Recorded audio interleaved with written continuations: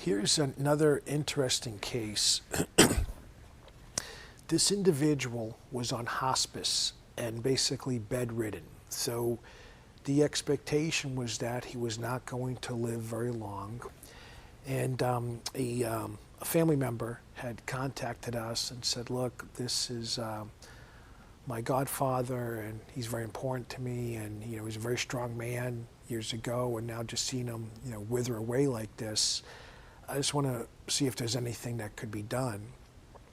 So we reviewed the case, and this individual had cancer all over their body, and there was no evidence that, I don't have any data that shows at the level of disease that he was at, that something could be done to eliminate all of that cancer. But what we did have is data that we could get him out of bed and walking, and we could have a dramatic increase in his quality of life to a point that he could live like as if he doesn't have cancer until the day he passes away. So we put together an exercise program for him, and he wound up getting so much stronger that he was able to walk for miles, and he actually went hunting 6 times over about a, maybe 8-month period or so. And during that time, he carried his rifle for miles. And this was a guy, remember, that was bedridden and couldn't get out of bed, and now he's going out hunting with his friends. He did eventually pass away. It was very sad because he was a very likable individual. Everyone loved this guy, even friends that he hadn't seen in years. He just had that kind of ability to just, he was very likable. People just would latch onto him right away. And when he had passed away, the family had thanked us that, we gave him a quality of life that everyone thought there's no way he would ever be able to do these things again. And one of his dreams was he always wanted to go hunting one more time. And we were able to help him go hunting 6 more times. So the family was very appreciative of that. And so the point I wanted to make is even someone that is really advanced with their disease progression, we could use exercise to dramatically improve their quality of life, so they're not spending their last days suffering in a hospital where they may be over-medicated and not recognizing their loved ones.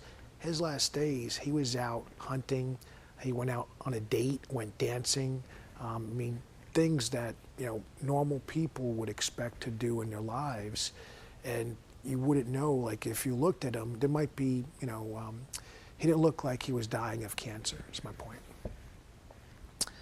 This next slide just shows you that his natural killer cells had increased, just like his cytotoxic T lymphocytes. And then here what I have is a slide that shows you over 8 weeks. The main point I would like to make with this slide is that if you notice, his natural killer cells were able to improve quite a bit more than his cytotoxic T lymphocytes.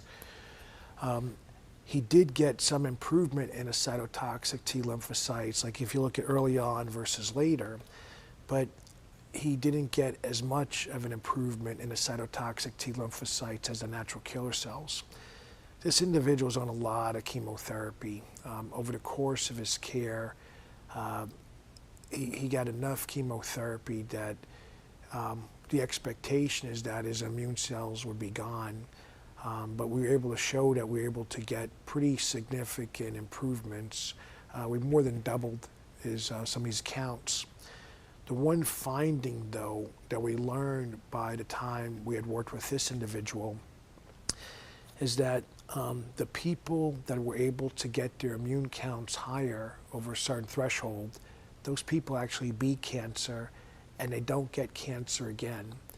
For the patients that were not able to get as high, those patients do wind up dying.